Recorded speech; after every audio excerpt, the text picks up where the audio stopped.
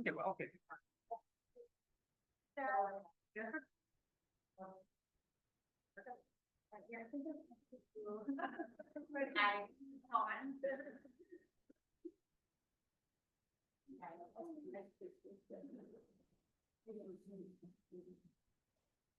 Okay. Well, let's get started. Very warm welcome to this conference. Not everyone has found this room yet, but I think this will change. Maybe there's too much traffic on the waterfront, who knows? Or maybe the sun is too nice. Let's start with institutional greetings. And I would like to introduce Chiara Sacon. How do I have it going? Sacon. She's the prorector of Ca' Foscari University, and she would like to welcome us here. Thank you. Thank you very much. So, good afternoon and welcome everyone. It is a great pleasure for me to be here today to extend the greetings of the Rector, Professor Tiziana Lipiello, and the entire Ca' Foscari University to this important conference on global governance of climate change and sustainability. The event addresses pressing issues that should continuously guide our thinking and actions. The conference approaches these topics in a rigorous and insightful manner, grounded in solid expertise and knowledge, while also proposing concrete direction for the future. It is engaging as well, bringing together a diverse range of participants, researchers, business representatives, and especially young people, with the shared goal of viewing individuals as active contributors to solutions, rather than passive recipients of instructions. Sustainability and climate change are of particular relevance to Ca' Foscari, and we have been actively committed to them for many years.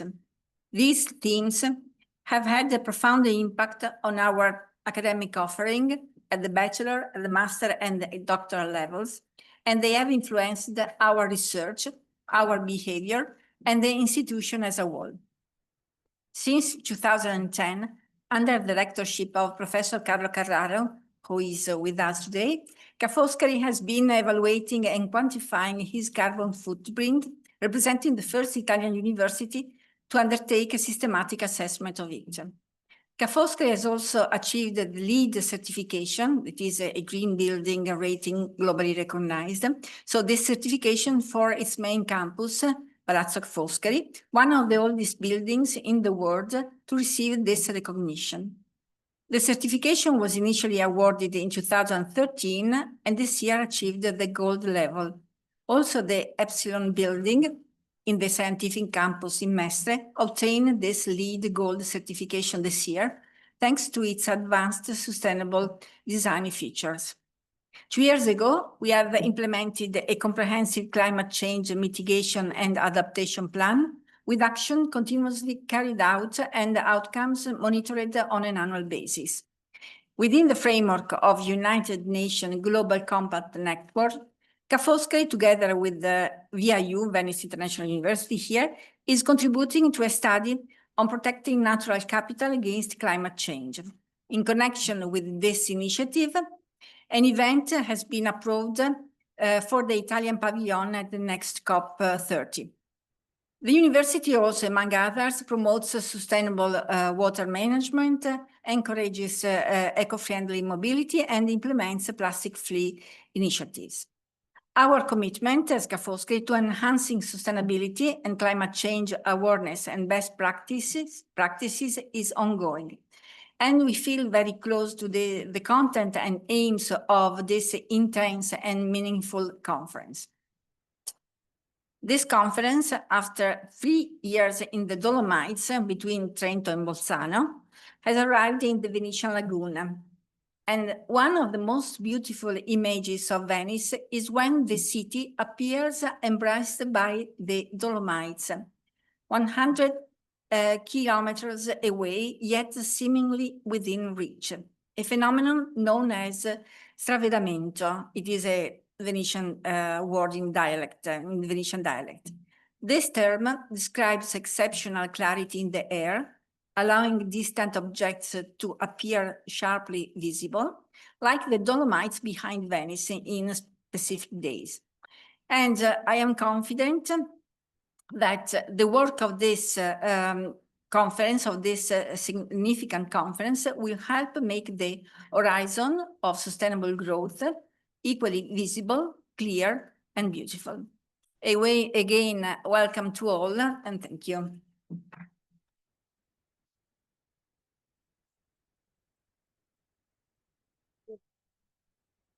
Yeah.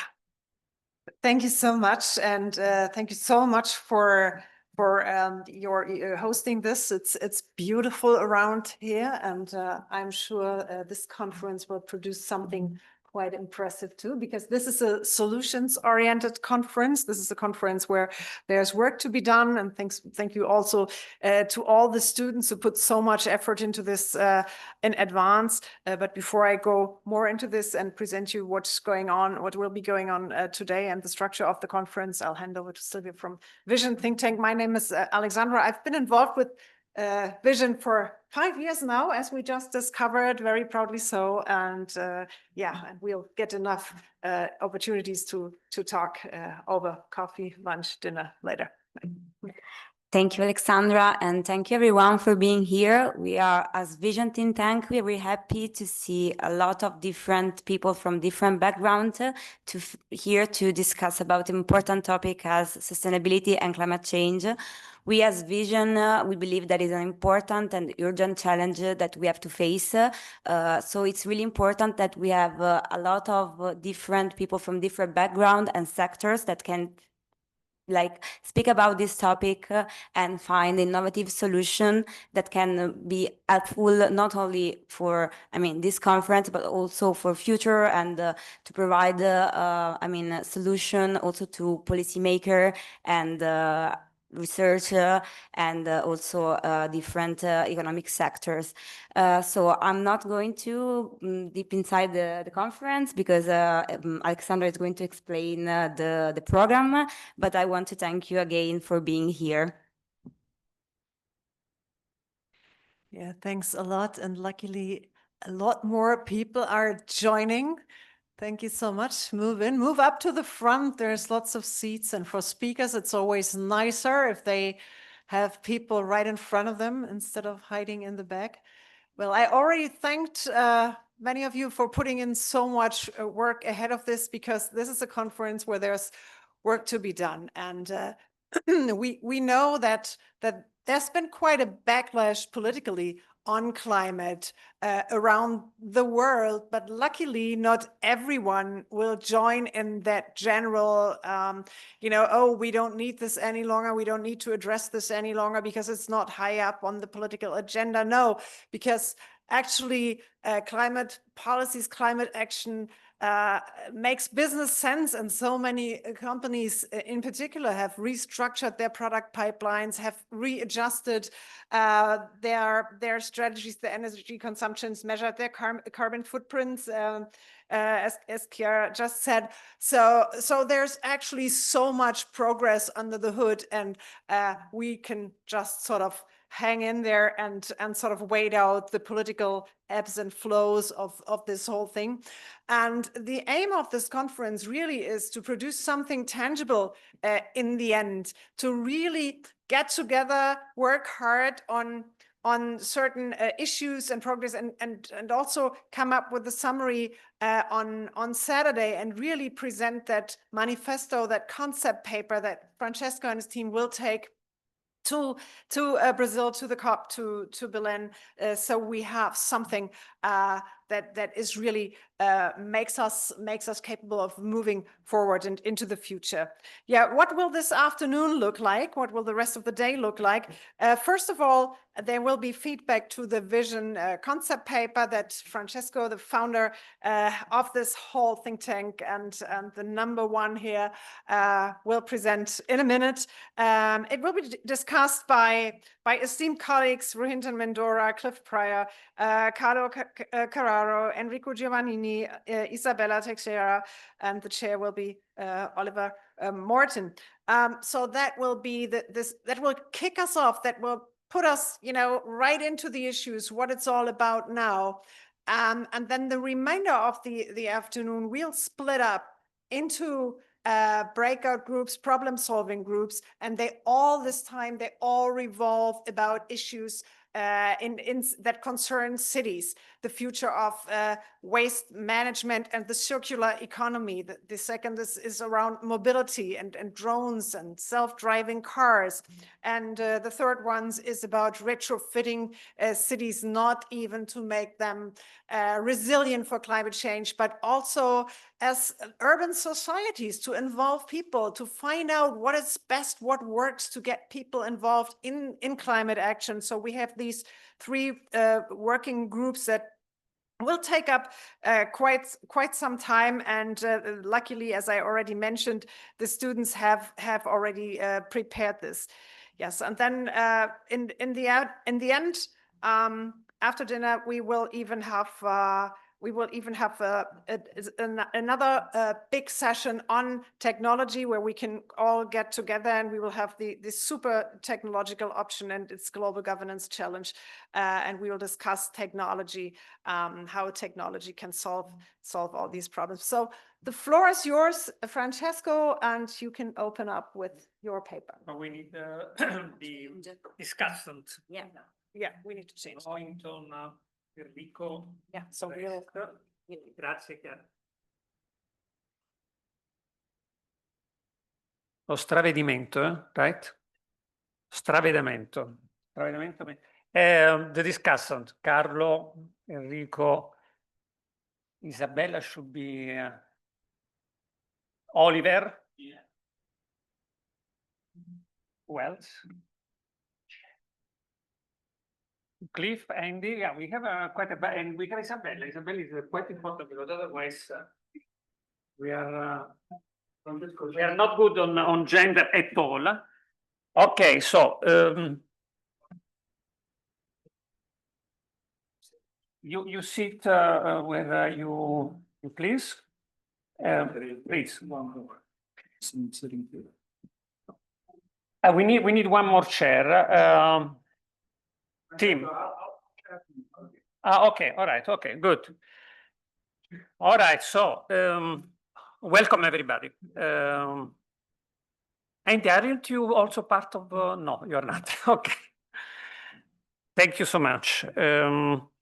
Welcome from from my side, the convener of this very ambitious, very complex project conference. There will be time to thank everybody, the very many parties that we are convening. Just a few numbers. We will have people will unfortunately come and go, notwithstanding that we are on an island on purpose to lock the people here so that they can do some proper problem solving, and yet there is some mobility, but we will have altogether something like 97 people. It is quite important that 43% of them are less than 35. So we have, well, actually much less than 35 because we have all, I don't know if students is the right way to call you people. But by the way, we have 42% women. You are a nice, complete exception for some reason, and we are waiting for Isabella. And we have 35% of the people who are not Italian. There should be more. So let me give you. You already know. I think, I hope, quite a lot about the sense of the conference. So I will not repeat myself. We are in Italy, so we used to say that this is not a convegno, and the Italians know what I'm talking about. It's not a place where people reiterate always the very same things. We are trying to put together people coming from different parts of the world, different professional background. This year we will have much more business than in the previous edition. But also people from media, like Oliver. people from academia, and people, who else? Media, business, academia, and what? And friends, okay. So we have the idea is to make them to converge into this platform for and policymakers. I forgot policymakers. We have some former minister here. Isabella Texera is a little bit like Enrico Giovannini in Italy. So every time you want to talk about environment in Brazil, you call Isabella Texera. So let me go quickly on some hints. Isabella, you are supposed to, yes, and we need a chair. Absolutely. In the meantime. Yeah. Okay.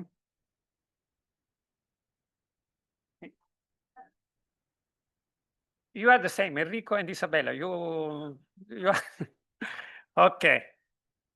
So from red tape to sustainability is a strategic lever. Okay, so very quickly, a few hints before we can start. Let's start with this thing about the greatest con job ever perpetrated in history. And welcome to a post 2 degrees planet. It looks like we are really passing in some part of the world, even the 2 degrees, no? Red line. Few things about climate fatigue. Climate fatigue, which by the way, is something that is happening, Isabella, here in Europe and the United States. Around the world, okay. Well, I sort of gathered that it was more like here. Something which is also quite interesting is that the distribution of loss and the contribution to climate change is very uneven among different countries. Something about energy transformation in fine numbers and something about reform corp. But I want to be a little bit quicker because otherwise. Okay, so first of all, in terms of this con job thing, these are the average temperature in Europe. In the world, we are a little bit better, but in Europe we are already quite significantly beyond the 2 degrees red line. And by the way, this very thing that climate change exists, then we can discuss whether if it is the man that creates the climate change, is something for which you do not even need the science. You just need the thermometer, no? And the personal experience of everybody, no? Farmers, for instance, no? Paris Agreement, are we on track? It looks that we are not on track at all, you know? Carlo, you are the expert here, but if we were supposed to cut of half the emission of the CO2 since 2016, we are already, this is a normal trajectory, exponential the growth, and we are very much not on track at all, no? By the way, probably even worse, and this is Oliver Morton who will probably say something about that. This is the question of the tipping points, because the climate machine is not even a linear stuff. You could reach a certain condition that triggers climate to really go out of control.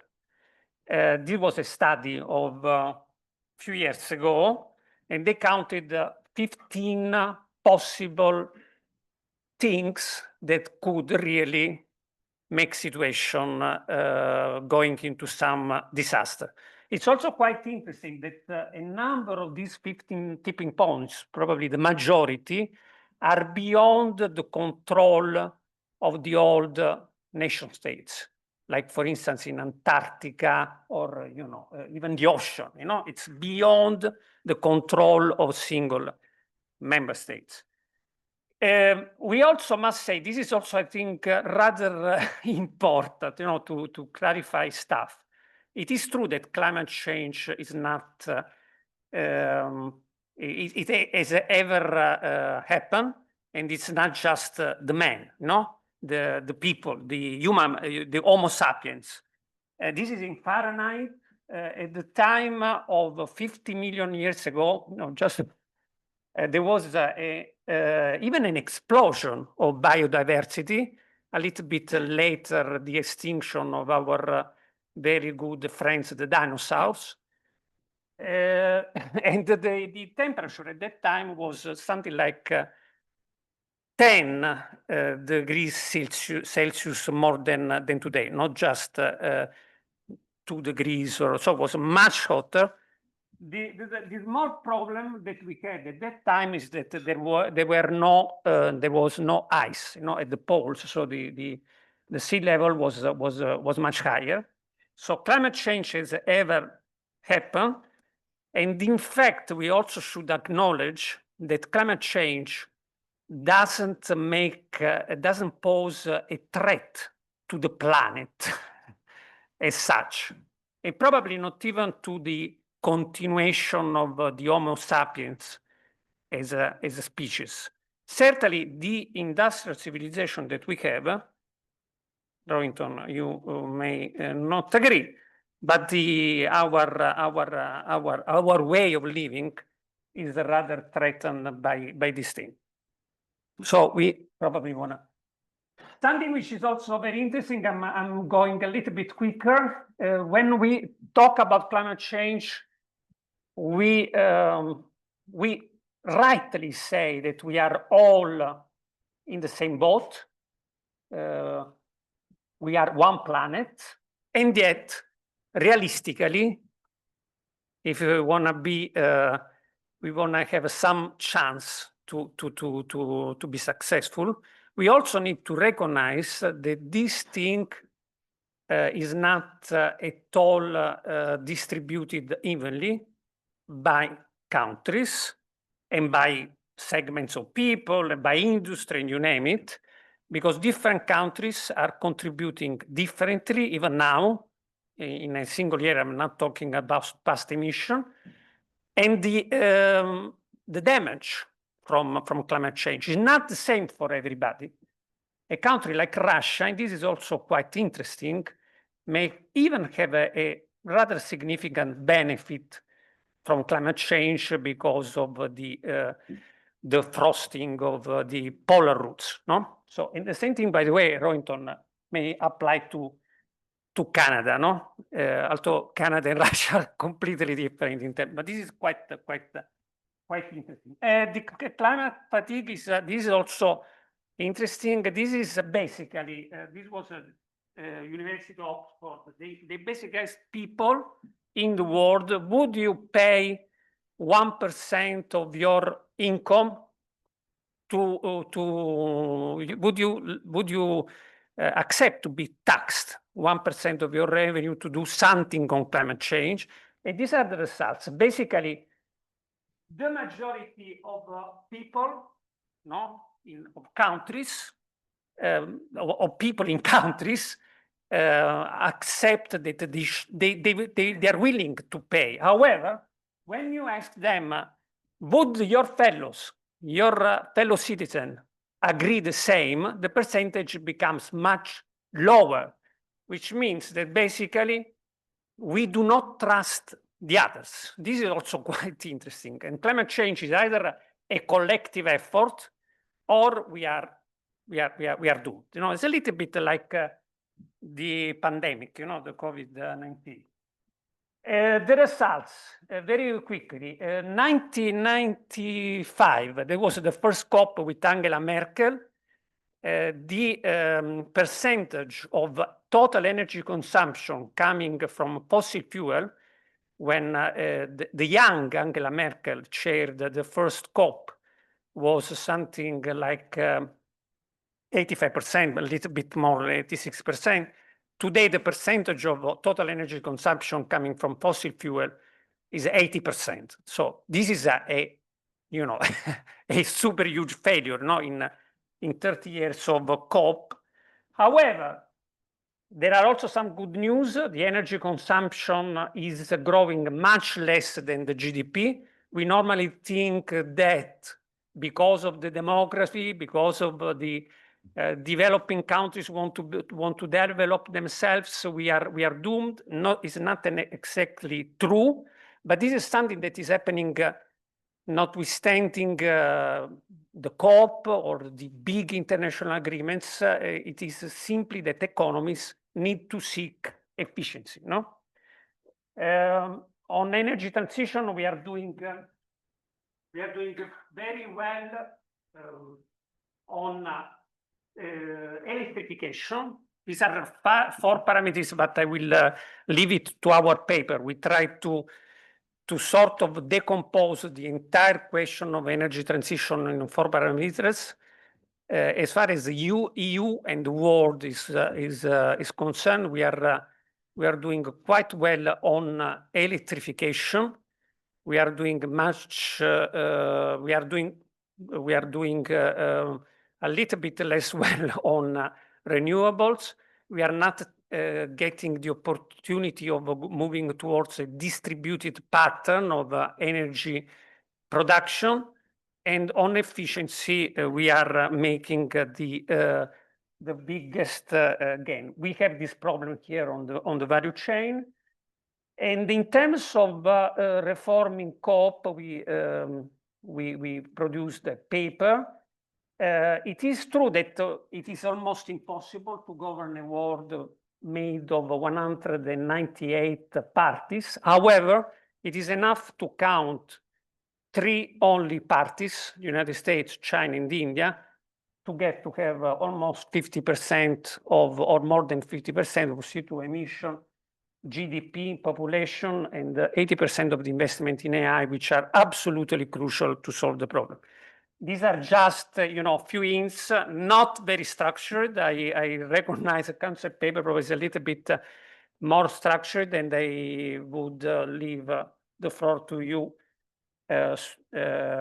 wise people. So Rohinton, Cliff, Oliver, you will share from here. Grazie.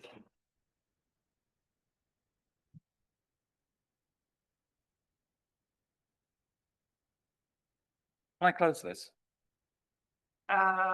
Yes, you can even, okay. Good.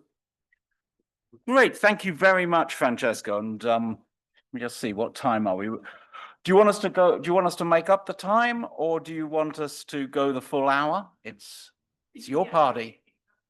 Okay, well, then, hello everyone. My name's Oliver Morton. I'm a journalist and a writer, and also the chair of an NGO. We'll talk more about that later. It's lovely to see you all, friends and friends to come, colleagues, peers, students. And should any of them wander in, the people that made this all possible by dying and turning into oil, what Francesco referred to as our very good friends, the dinosaurs. It's a fascinating concept paper for those of us who've been looking at it for some time. And I'm very interested in the responses of our distinguished panel to the various parts of it. But the first thing I'd like to ask people is something that comes up in the preamble, and which I found quite important. This is the 4th Visions Conference. It's been an extraordinary, tumultuous 3 years since the first. Quite remarkable. We've seen a global pandemic slip away, but at the same time, we still see scars from it that maybe some of us are less willing to look at than others. We've seen the election again of a revanchist president of the United States. We've seen movements throughout the global trading system and global economy, moving in terms of the green economy very strongly towards China. We've seen the birth in its modern sense of AI, something barely, I imagine, not on the agenda in 2022. Impossible to keep off the agenda in 2025. And perhaps the most extraordinary, no, not the most extraordinary, but the one that possibly hits home for us in this room with the greatest urgency is 2023 and 2024 were the hottest years in human history. I'm not going to speak for the Mesozoic. And 2025 will definitely be within the top three. Whether it comes in a little bit above 2023 or a little bit below 2023, we wait to see. But these will be the three hottest years in human history. And they seem, to my eye and to many expert analyses, to show that the pace of climate change is quickening, and we have some understanding of why that is. So before we go into the details of the concept paper, I'd just like some personal reflections, possibly couched in a little bit of introduction from the panelists about what it is that has really struck them about the way in which 2025 is so much not 2022. And I wondered, I will start directly at my left. Hello there. Hello, Clip. That's a good segue, because it means I can talk a little bit about impact investing, which is my background from Better Society Capital, and then for the Global Steering Group for Impact Investing, and now doing it on a advisory approach. On the money, there has been a really dramatic 2025, and that is that most renewables now are cheaper than the status quo. So, if you want to put solar panels on your roof, it is now much more expensive to put it on the roof than to buy the panels. That's happened. It's been going down in price, and then suddenly it collapses. So that's a big change. I would say the problem with that, and it's one of the groups, is the grid is in the wrong place for most countries. Where the energy is not where you've got the people. It's always worth, with money, looking at what the universals are doing. And the universals in finance terms are the people who are running such a huge fund that they actually invest in a bit of everything. So they are really, really important to look at. And I was looking at the data on the main universals, and that is half and half, and with one exception. So Netherlands, Quebec, Sweden, Temasek, all are completely committed to net zero. At the same time, we've got how do we do that? We're not sure yet. The Norways, the Japan, Canada, Abu Dhabi, etc. They now know that they have to respond. Again, if it was 2023, they wouldn't have been definitive about it. In 2025, they are definitive about it. They just haven't done enough yet. There are two exceptions, actually. I said one. Saudi Arabia is one, and that's in the book. But the other one, coming up quickly as a 1 trillion universal, is going to be Elon Musk, and I'm just terrified about that. But there we go. So yeah, the money is in very different places now. Things are changing. Yes, there is a backlash. The backlash is mainly around ESG and sustainability. There's about 36 trillion AUM of that. That is getting a backlash, but it's a backlash which is in the US, to an extent to Europe. When you go to the majority of the world, it's not. It's still there, and countries like China are pushing very much forward and very positively. So that's where I'd say on money. Okay, Isabella, you raised your eyebrow there. Yes, you. But maybe you'd like to say, either to talk about climate fatigue places beyond Europe and America, or just what for you has been the way that the the big shift in the issues that concern us in this room and more widely over the last 3 years? Okay, thank you very much. Good afternoon, everyone. I'm sorry, I just arrived and really, I was in London, exactly in the conference discussing this issue. Okay, and my understanding, it's in a different way, because we have climate politics in the same room with the power politics today. And this is the first point that must be addressed here. Okay, we're still discussing this based on the idea of the world that you had, not what's happening today in the world and how things are moving in the different ways. So, and they are moving with one characteristic that's so impressive, it's so brutal. The violence, okay, to target climate change, for example, is delayism, not denialism, delayism. When you go into consider the big techs or countries that want to setbacks or the promoting setbacks, this is not necessarily because you have the denialism of climate change, but because we are discussing power politics and the configuration of territories of domains in the world.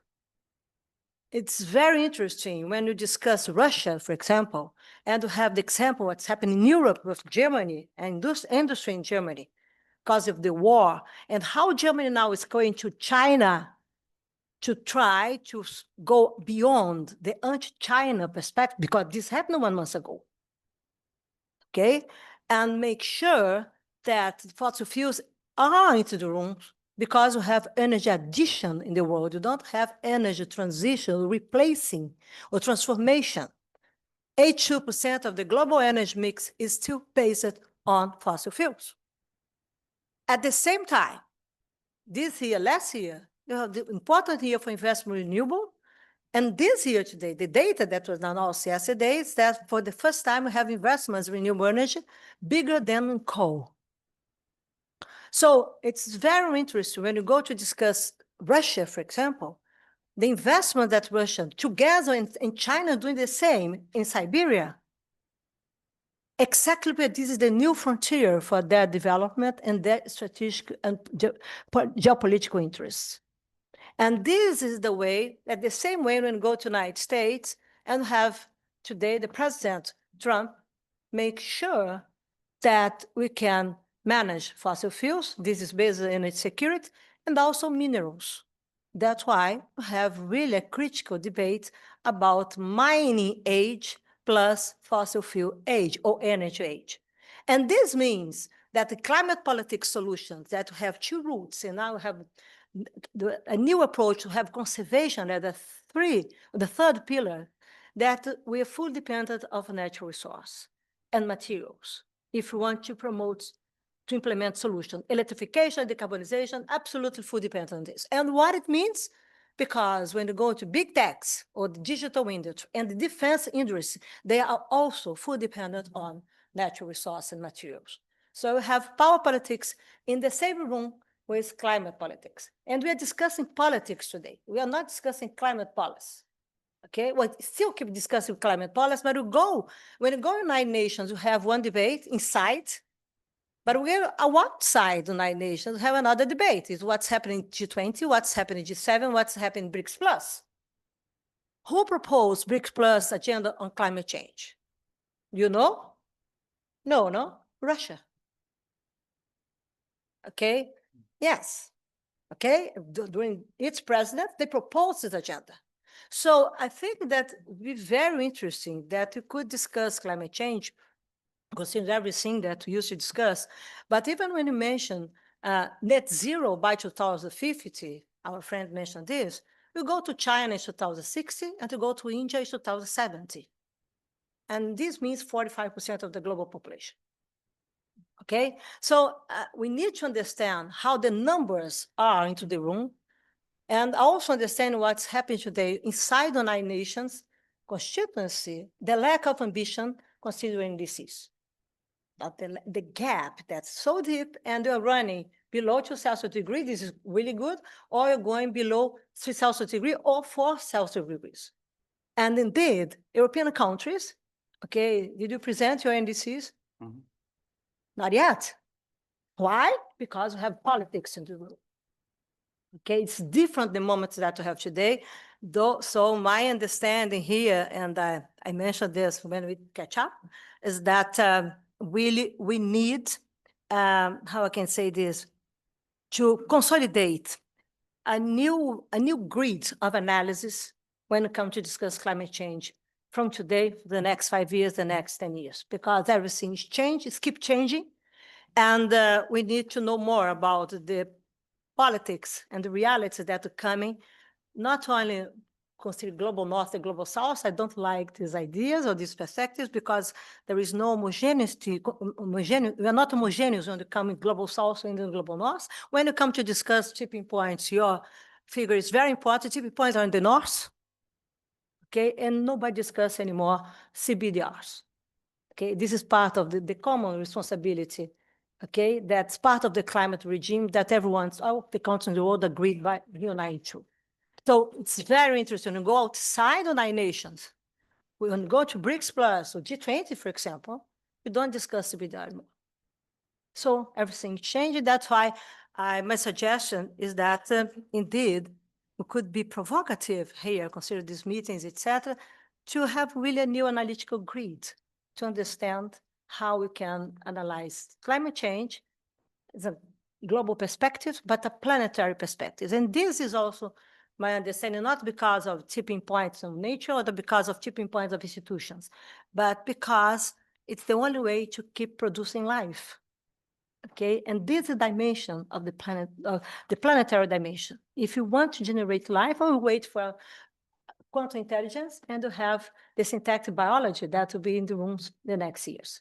So it's very interesting how we should frame things and coming with real politics, how we should understand better what climate security means. This means that nature must be not, we discuss the cause, we discuss the roots of the problem, the impacts of the problem. And indeed, this means that who has the domain of nature, for example, probably we played the game in different way. So the importance, the peak of the process, in my understanding, now have a name: critical minerals and strategic minerals and natural resource, meaning land and water. And that's why the countries are coming to discuss this. And this is a Chatham House event or not, because I'm not adding comments from Chatham House.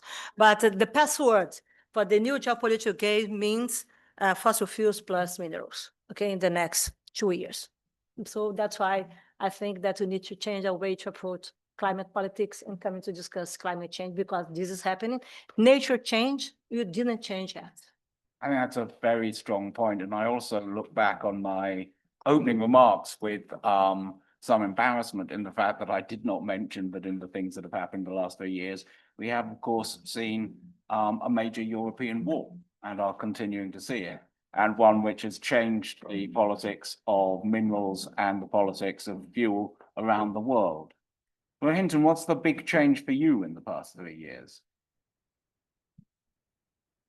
Oliver, thank you. I think the paper has, as usual, got it almost entirely right. And I'd answer your question making 3 points. It would be very easy to say that everything's become worse. And I think broadly speaking, that's true. The world has turned on itself.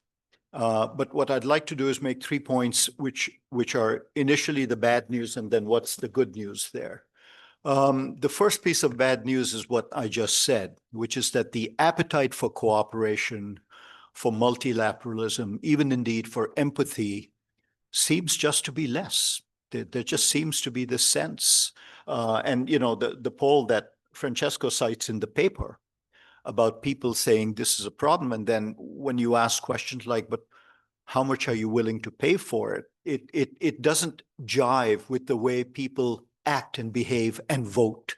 So it's not enough to say, I'm willing to pay 1% and then, you know, vote for the party that believes government is a bad thing.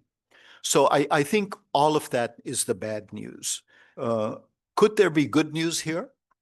I'd say it's in the diagram Francesco showed us about the so-called winners from climate change, my country, Canada, Russia, so on, is I'd say I don't know about Russia. I cannot speak for Russia, but certainly in Canada, public opinion is largely of the climate change is a big problem and a bad thing even for us variety.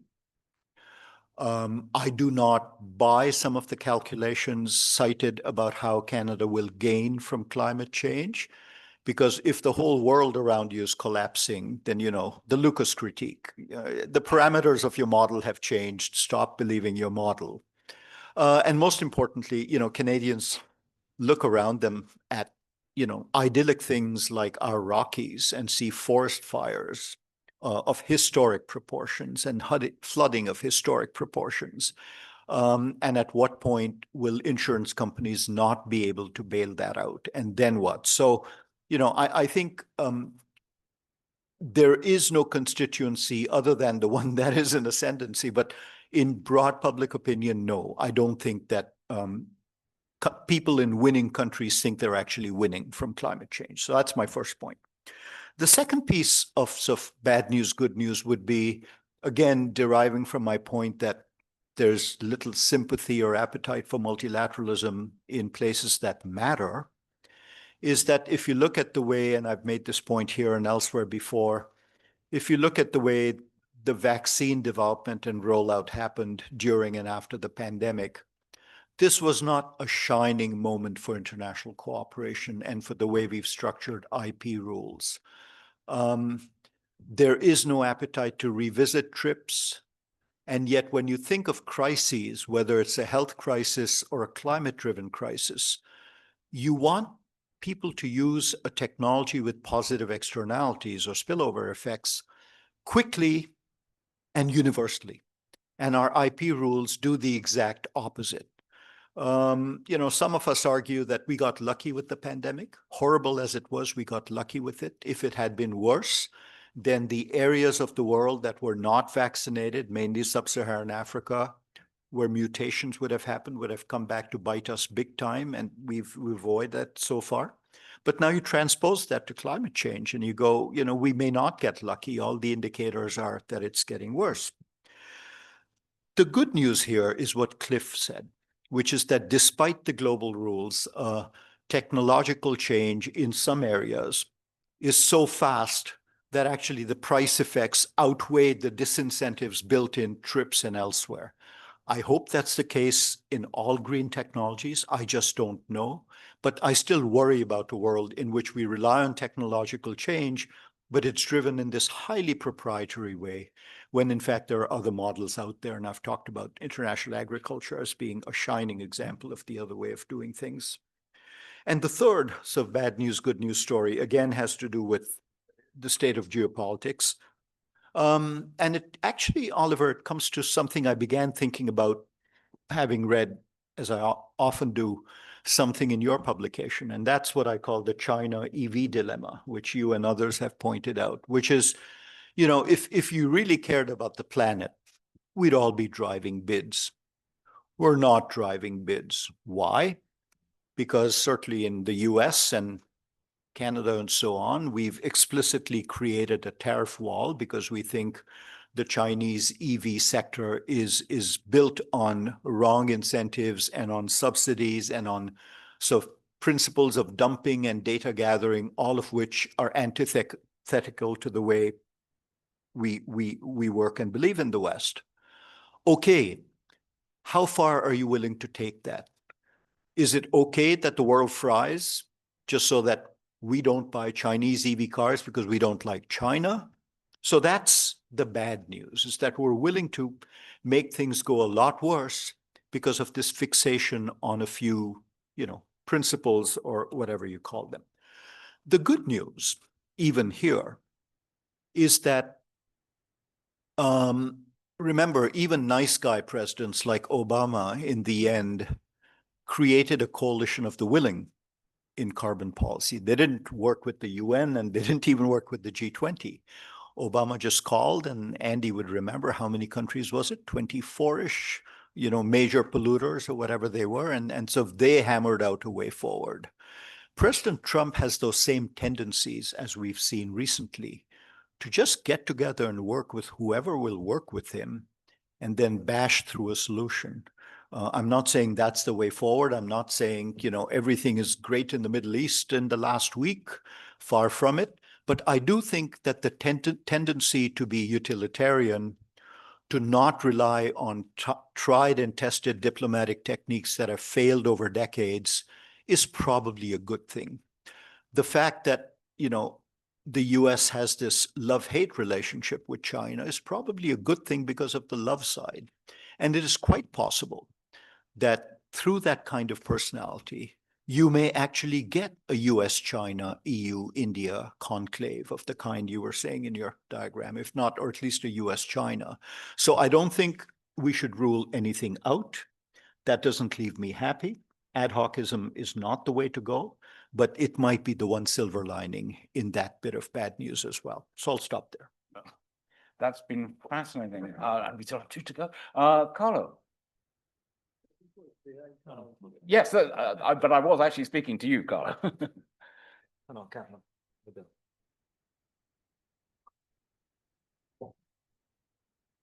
So the question being, what do you see as the big change between the first of these meetings in 2022 and the fourth of these meetings in 2025? What's the one that's really hit you?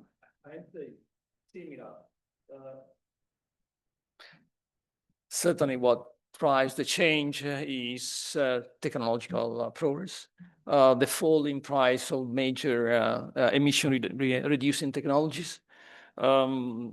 Investments were mentioned, but probably not enough, in the same way in which the price of solar panels or batteries or even technologies that are unlikely to be successful like hydrogen, even that price went down.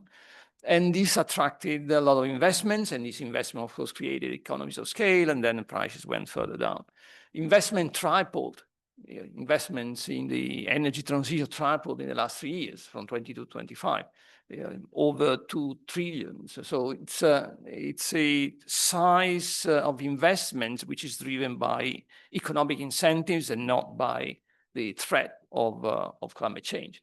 It's not a risk management strategy. We are investing in these technologies simply because they produce profits. And it's a pity that we scientists are unable to transfer the importance and the urgency of reducing emission because of the threat to humanity. Francesco is right, it's not a threat for the planet, it's a threat for our societies, the way in which we know society works. And this is not scaring people, probably because human beings and psychologists produce a lot of studies on this, are unable to deal with long-term issues. So with long-term threats, we're not good in doing this kind of analysis, and this is reflected in what policies are today on climate change. So the policy dimension is missing. It's slow, it's delaying, it's not what we should have. Nevertheless, the good news is that emissions are going down in many countries. It's not, Francesco mentioned Europe as the country where emissions were reduced, but it's not only Europe. They went down in the US, in Japan, Canada, UK. So it's a long list of countries where emissions have been lower than 10 years or 20 years ago. It's insufficient. The real problem is the speed of the change. The speed of the transition is limited. It's insufficient. We are unable to achieve the level of emission reduction that are consistent with the 1.5 trajectory. But again, we should start talking about 1.5. Is it reasonable to focus on 1.5? Maybe not. Is that a rhetorical question, or can I just say no? We should not. Is it reasonable to say that emissions should go to 0 by 2050? Probably not. We have been setting targets in a way for those who follow the discussions. The 1.5 target, for example, was not in the Paris Agreement. It was 2 degrees with a tendency to do our best to go as close as possible to 1.5. It was not 1.5. And then 1.5 came later when the IPCC was asked to say, is it feasible? Because there were plenty of doubts, even in 2015, 10 years ago, about the feasibility of 1.5. Is it feasible? And then the IPCC, probably pressured by governments, I was involved in the process, so I can say it. They say, yes, it is feasible under a lot of conditions. And immediately the conditions were forgotten and the target became feasible. But probably we need to, in any case, we need to change because we reached 1.5. So the new target must be something different and more realistic than the 1.5 degree. And we need probably to change the narrative. Given that the risk management strategy doesn't work, we need we probably focus on the other side, which is the industrial revolution. It's a development strategy. It's an industrial strategy we need, and this is what is going to change countries, both developed and developing countries. It will be easier for developing countries. They don't have many stranded assets. We have plenty of stranded assets and plenty of lobbying defending those assets, and that's why it is difficult in developing nations. But in developing nations, it's gonna be easier to focus on a strategy for development, a strategy for industry growth and manufacturing and employment and so on and so forth.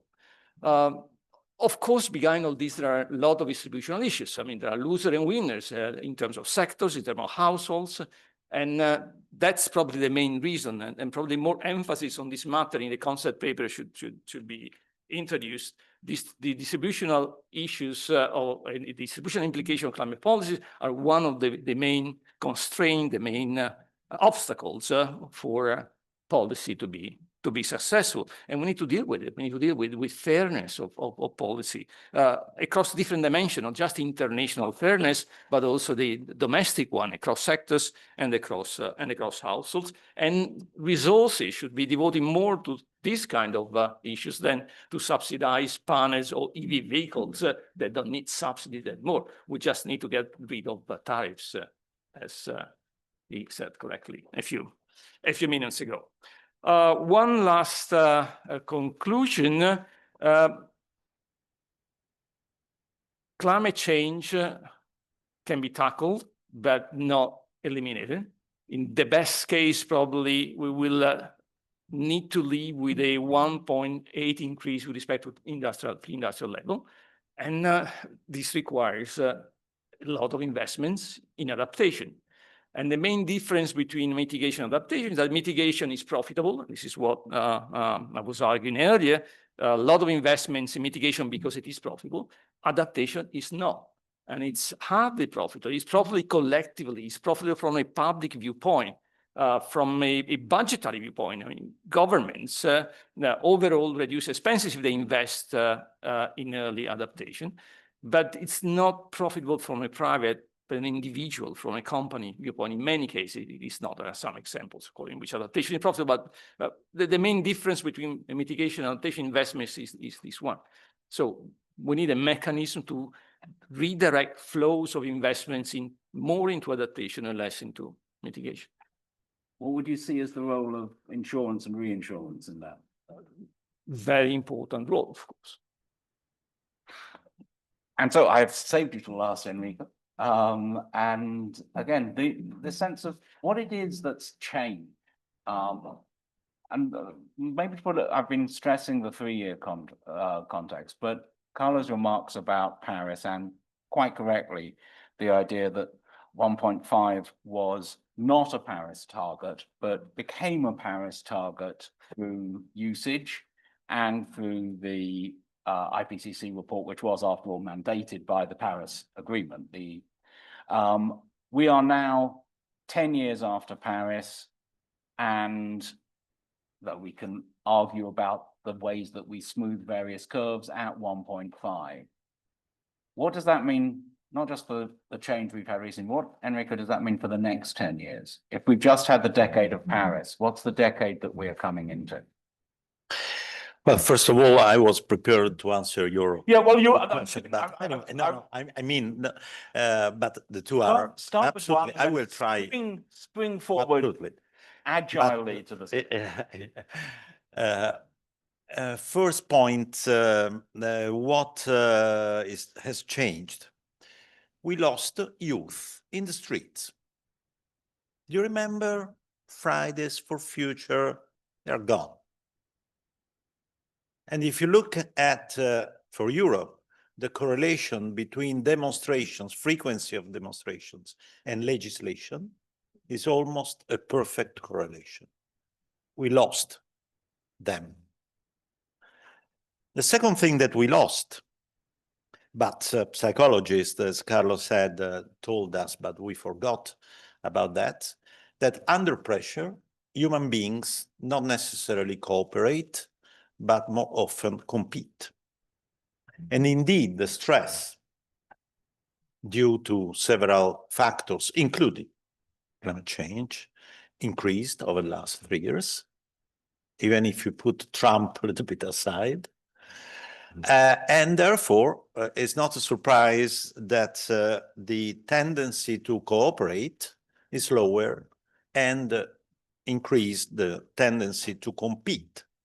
And this can also explain some of the changes that we observe in political movements or parties in Europe and in the US. Third point that we lost. The fact that climate change was an attractive story because was the wording of youth, but for people, what matters most is pollution today. I listened to Schwarzenegger recently at a meeting with the Pope, saying that when he was governor, they tried to convince the population to fight, to have legislation against climate change. They failed. But when they started using advertisement with a young boy coughing because of pollution, then everybody, he said, jumped on the story because they understood that they were dying or worse off because of pollution. In Europe, we have 300,000 premature deaths every year due to pollution. When I use this argument, those who say, oh, climate change, cannot say anything because this is not due to China or to the US, it's due to us. So one of the questions in the paper is, should we use a different wording? This is much closer to people's everyday's life than climate change. Then what did we lose or what we gained? Indeed, technologies that could fix the problem, unfortunately, in a time span which is too long. But in theory, we have many more technologies than what we had 3 years ago. I'm not a chemistry, but you saw that one of the Nobel Prize winners for chemical science was one of those who developed these new materials that are able to absorb. What? MOFs, yes. Exactly, that are able to absorb even CO2. This is, industrially speaking, more feasible today than a few years ago, and the same applies to other types. This is a positive thing. The second thing that we have a positive is, it was already mentioned, that some big guys, not only China, but also India and Africa as a whole, decided to try to use new technologies to make a jump.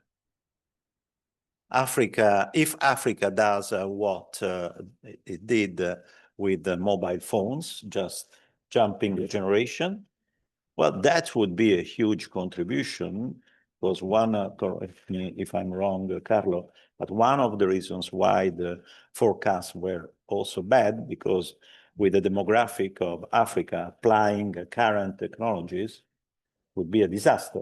If they make a jump, this could change a little bit the story.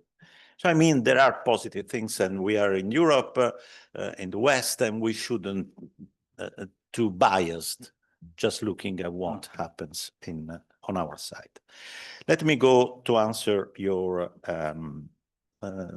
new question. First, this is a clash of different types of capitalisms.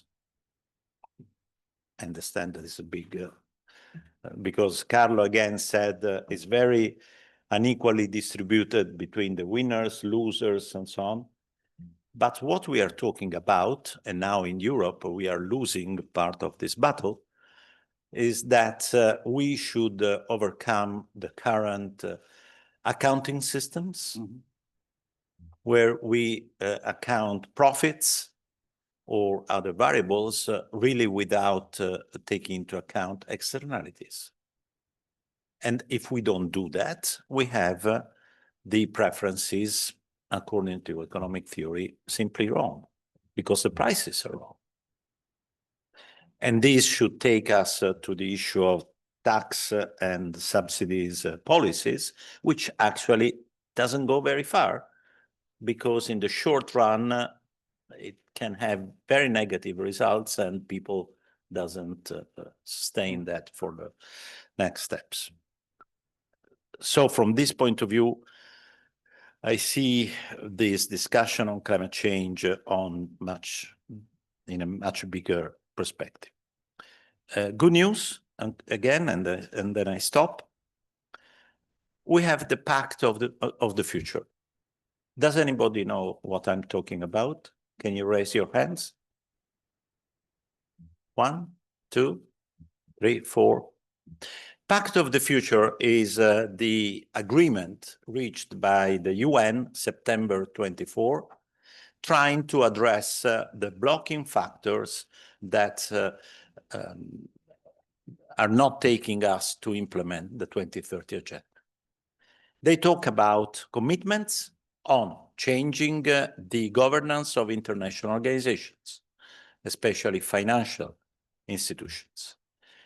Changing, finally going beyond GDP, the parameters that we use and part of the high-level group established by the UN Secretary General to do that is the very first time ever, without talking about what we did at the OECD, that there is a political mandate to do that.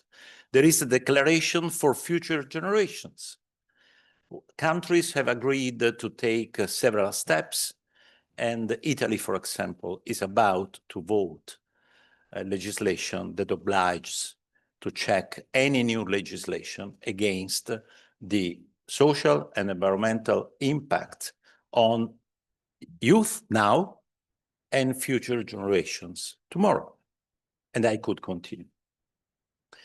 What I mean is that nobody cared, or nobody's caring, because even we don't trust UN anymore. And even the declarations, and even the agreements that they make, for us are just words, while it's not necessarily like that. So Pact of the Future is just a piece of paper, but is addressing most of the issues that are in this paper, maybe in a wrong way. We didn't have it 3 years ago.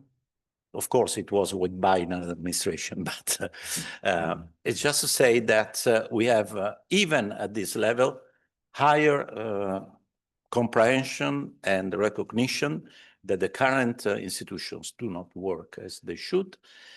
Unfortunately, to change them, you need the big guys, and at least 2 of the big guys, US and Russia, are not really in the, at least as I see, in the right position. And it's funny, in April, I was at the Davos in China, let's say the Eastern Davos, and wow, and listening to the Deputy Prime Minister talking about 2030 agenda, Pact of the Future, and so on, it was really surprising because they are trying to fill the space that US and partially Europe are leaving to others.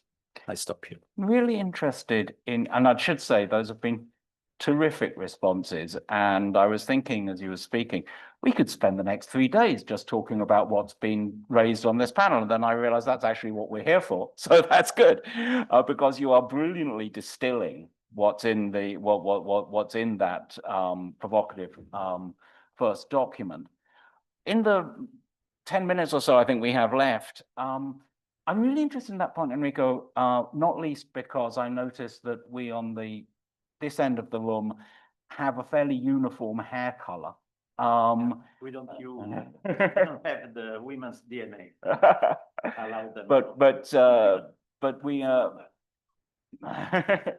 but I was very interested, when you talk about losing the youth, do you think that was to some extent a function of the pandemic making demonstration different, or is there something deeper? And I'd be interested in anyone's ideas, both about this provocative phrase of Enrico's that we, some group of us, have lost the youth, and the question about what to do over the next decade to bring that back. Because I think if you're going to frame, I'm delighted that you bring up the Pact for the Future. If it is to be a frame for our action in this area, how do we get a world where it makes sense, where it actually gets acted on, rather than being something from the UN, which even those of us who like the UN now tend to ignore? So I'd be interested from anyone, has the youth been lost? And if so, how and what to do about it? I have to say, I think let's do that one.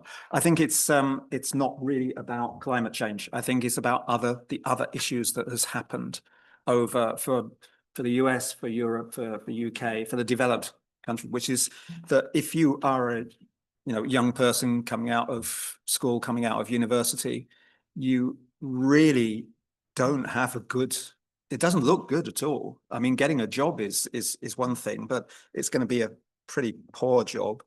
And, a lot of you can't get a house, you can't afford this, you can't afford the other. And what we have offered to people in that situation is, oh, you should be doing something about net zero and climate change. Well, it's just completely, that's just not, number one, we need to actually talk to humans rather than to technologies.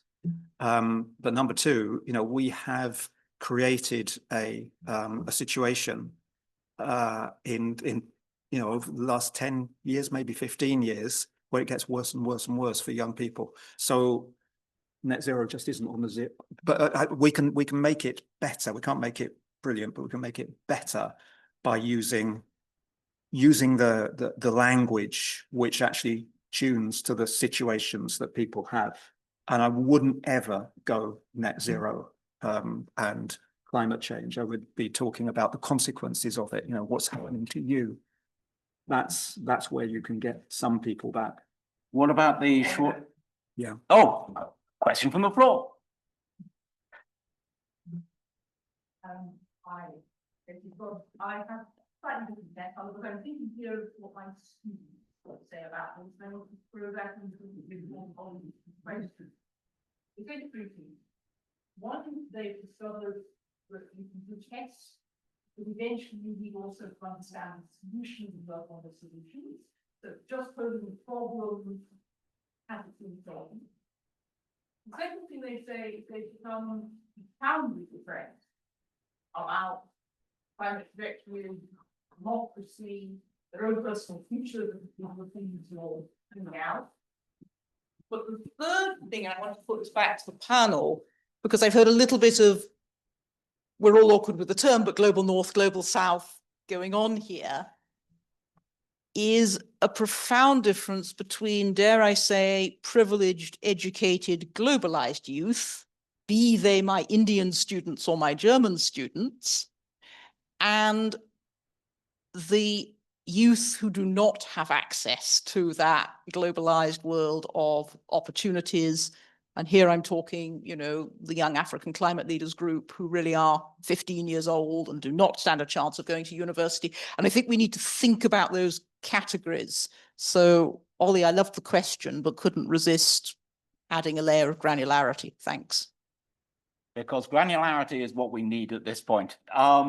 I think that's a very well taken point, and it's not just a north-south thing. A striking thing about British politics I've been thinking about recently is the fact that 90% of politicians have university degrees and have gone through the enculturation of university, but only 30% of the population has, and they do not know how to talk.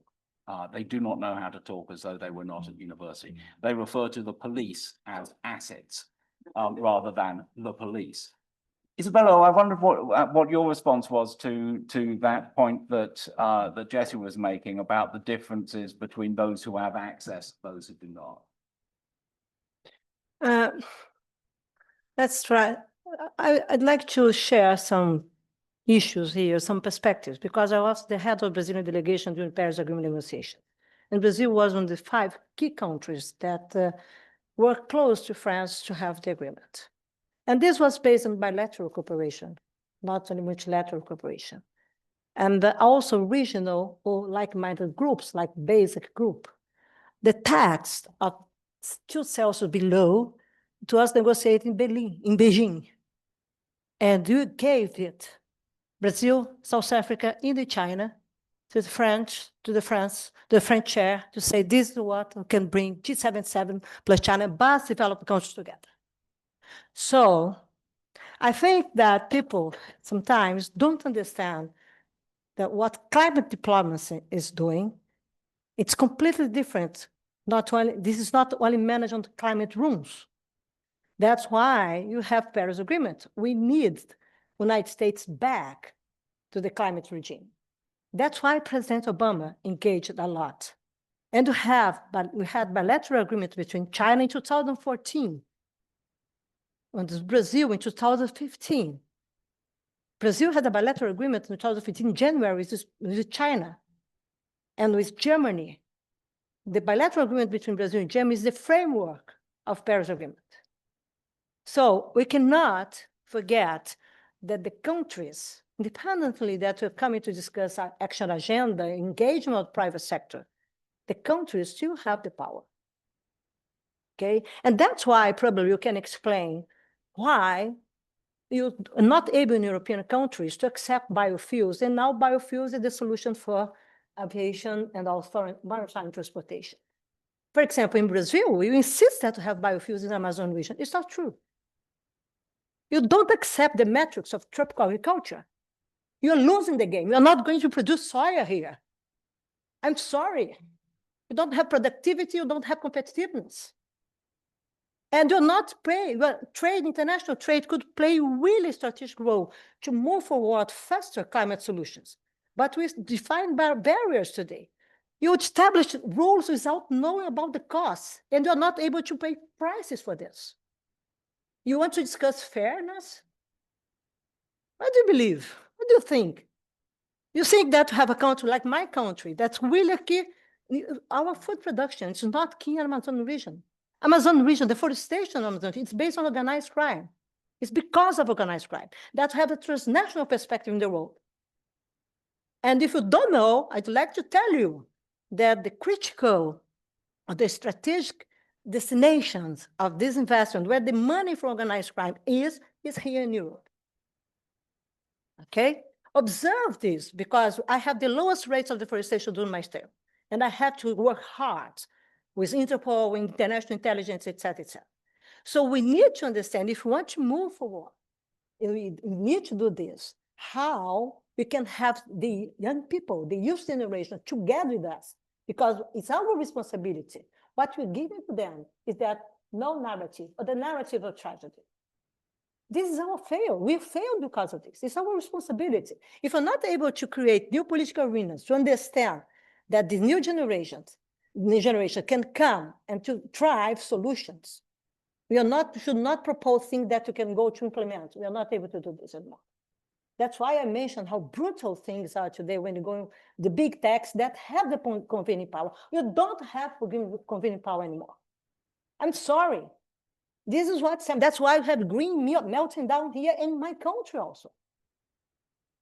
Check what's happening with far right. Read about this. They're against climate change. They are pro-nature. So we need to understand better how to communicate, how to use the language, because the problem is not in the future anymore. The problem is now. Climate change is in the room together with us. I agree. We have been discussing this in Brazil a lot in the past. It was ambition for Paris Agreement. It was based on this assumption that climate change is a development issue. And my understanding, okay, you should bring adaptation and mitigation together. 10 years ago, guys, 10 years ago, adaptation, it was, our understanding, is a national problem. We're not going to finance adaptation. Now have lost and damaged the decision that they have the funds with no implementation. It's not a priority. I'm sorry to say this in this way, but it's true, because this is not in my backyard. That's why I mentioned Russia and China consider Siberia. Okay, the rise of temperature will be very important for them, for the new frontier for agriculture and food production and minerals. This is the redefinition of geopolitical territories and power. So we need to learn how to read things, consider the present and the future, and understanding that we still have the passing movements. We're still framing things based on the past. And I'm sorry, but this is over. Absolutely over. What is the watchword then, Isabella, for the next decade? What is the word or be pragmatic and understand that climate change will be in the room. the decade of pragmatism? Decade of pragmatism, reveal what we are able to deliver. There is something that I learned with China. Pragmatism and delivery. Okay. Hinton, what would you say? Just to conclude this, something that I learned with Chinese. They deliver things and raise the bar. Characterize the decade to come. Well, I wouldn't disagree with the assessment of pragmatism, because we're going to have to work with new coalitions of groups, which our existing institutions don't even incorporate. You know, in my other life, I work a bit on digital and innovation and so on. And if I had to ask myself, what are the groups that matter if we actually created a global system around this, it would be consumers, it would be scientists, it would be ethicists. And yet the way we see institutions right now, they're wholly official.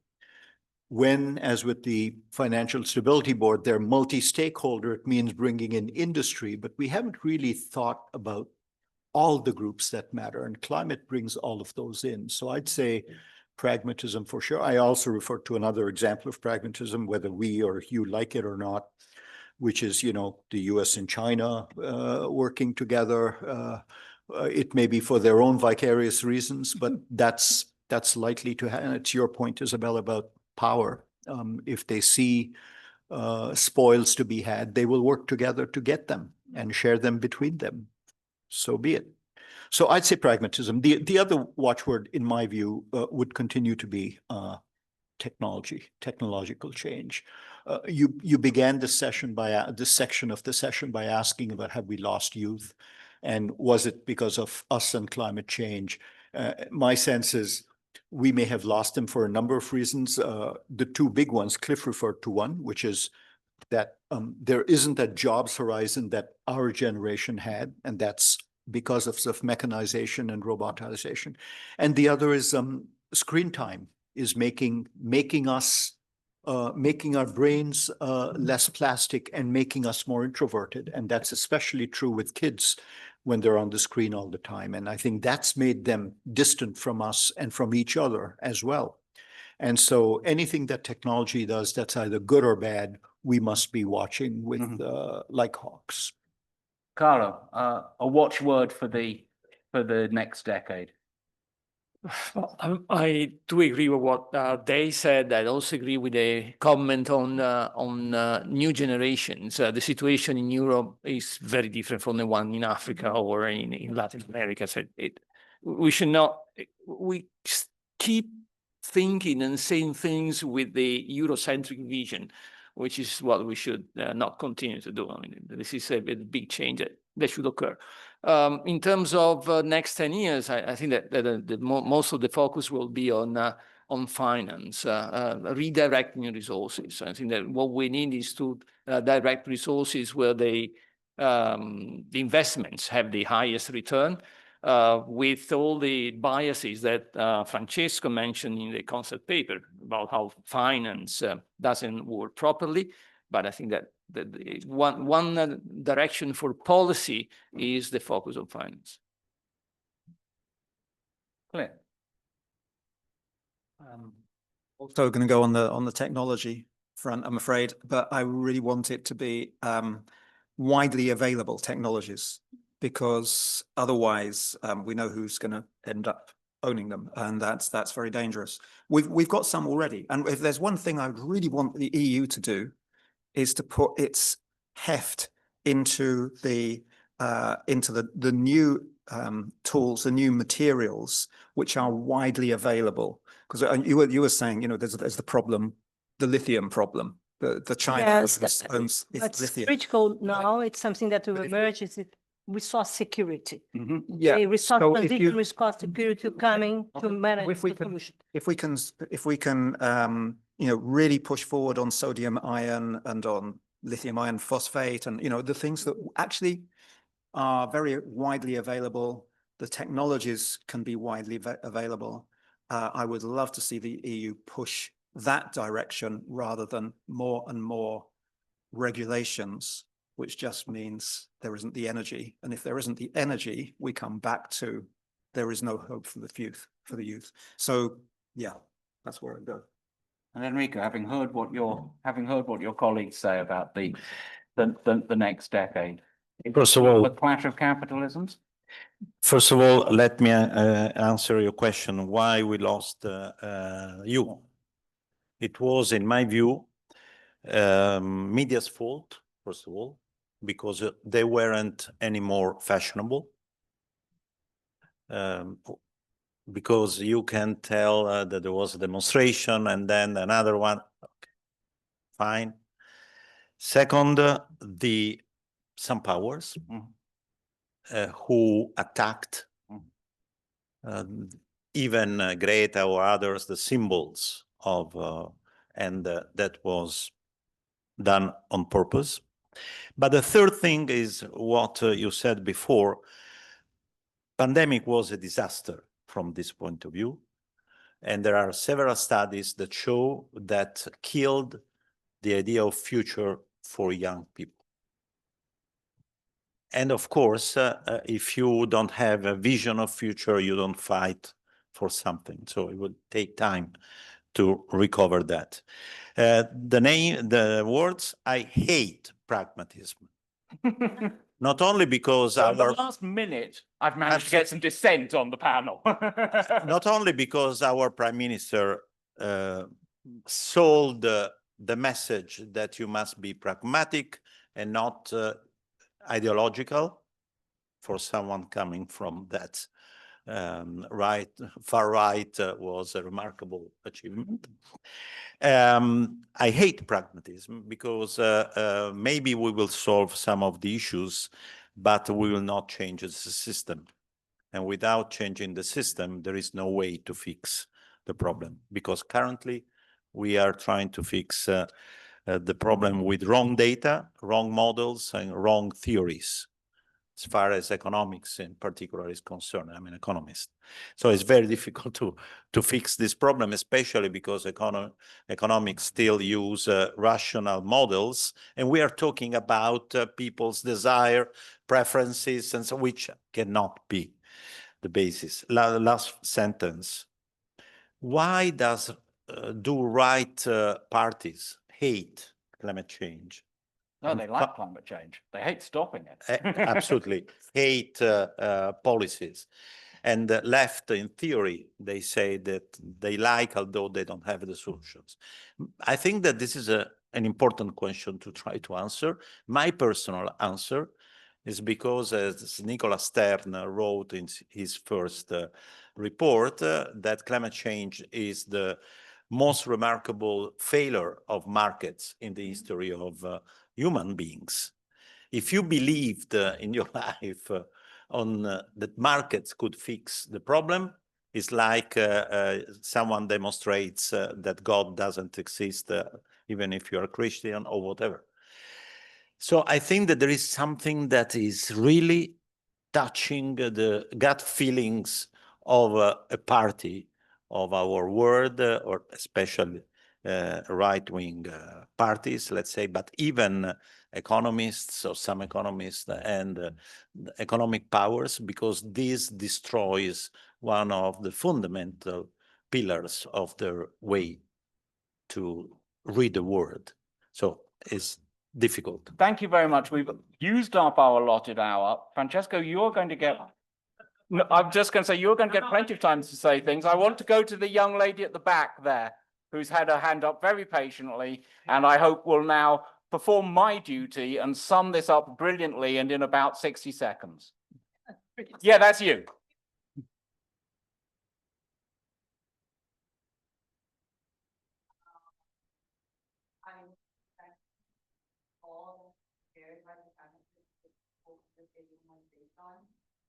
I have to say the last couple of minutes are the only 10 minutes I this. I think starting from the beginning, the presentation said, or rather what it was presenting, that our way of living becomes a threat. It's the other way around. It is our way of living that is a threat. So when we talk about climate change, it is the system that is the problem. It is the way we live, and also brings this life. Energy consumption is not growing as fast as we see, but it's still growing, and that is the problem. So, you know, in the Venice case, it was demonstrated for the first time that the perennial growth, economic growth, is going to lead to the function of our. So, like this beautiful percent in the beginning, Homo sapiens is at it, and all it will hear is technology. We cannot bet this the survival of other species on some technology for change that might happen and might not happen. We are betting our entire life, and I think we're missing the point here about China or not China. It is important to keep us transferable with these points. And yes, we have no time left, and I'm really scared to hear about profit about the profit. Not about profit, it's about people. So if we keep talking about profit, we're down people. Thank you. That's a valuable corrective. Thank you. And thank you very much to my panelists. And I will pass on to Gabriele.